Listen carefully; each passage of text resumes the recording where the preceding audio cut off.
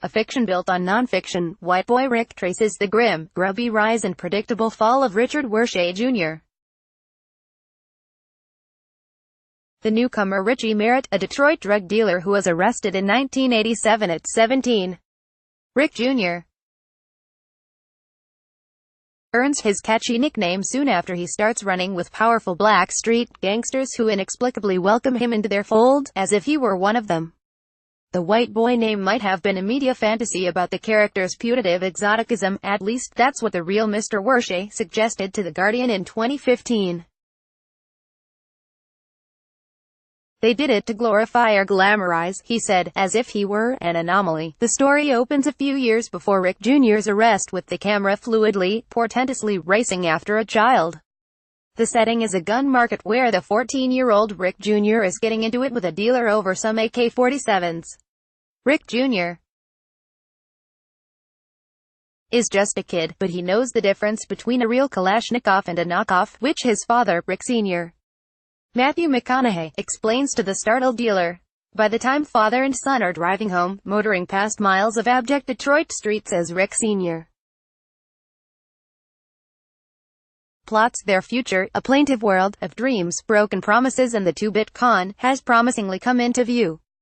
A grifter, Rick Sr. sells guns out of the trunk of his car and makes illegal silencers in the basement of the family's run-down house. His wife is gone, his daughter, Belle Powley, is an addict, and his parents, Bruce Dern and Piper Laurie, are watching his every misstep, an amusingly hectoring Greek chorus.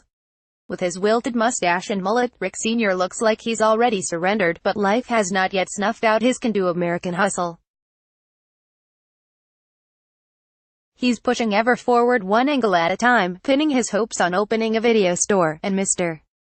McConaughey makes him jumpingly alive, as well as the movie's most interesting character. In Rick Sr., you see the man he was simultaneously with his ruinous current self, a struggle that speaks to the larger battles outside his door.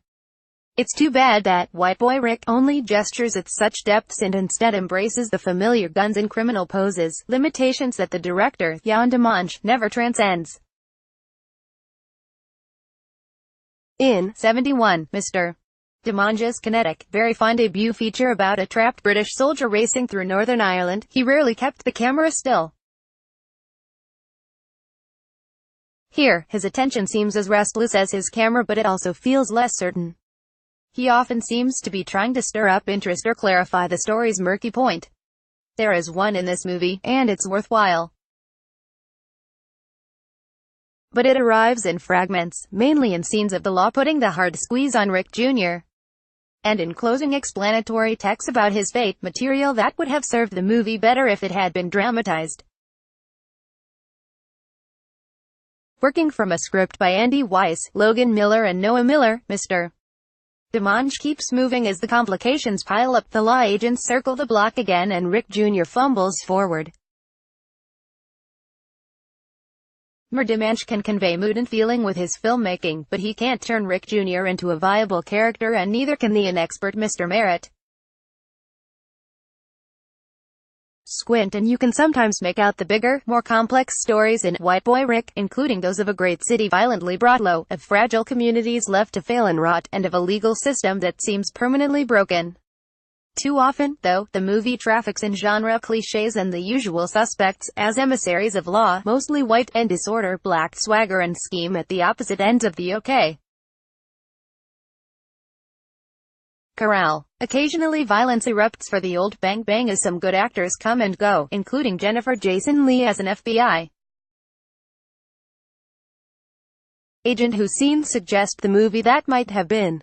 If the movie were Black Boy Rick, would it have been made?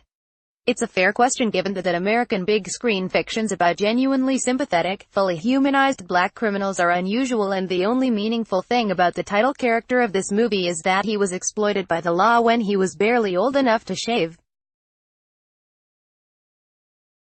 Mr. Wershe's story is worth telling, and has been told well elsewhere. In this movie, by contrast, the story of his abuse by the criminal justice system, a desperate, commonplace state of affairs, has been turned into a screen fiction, primarily, it seems, because of the paleness of his skin.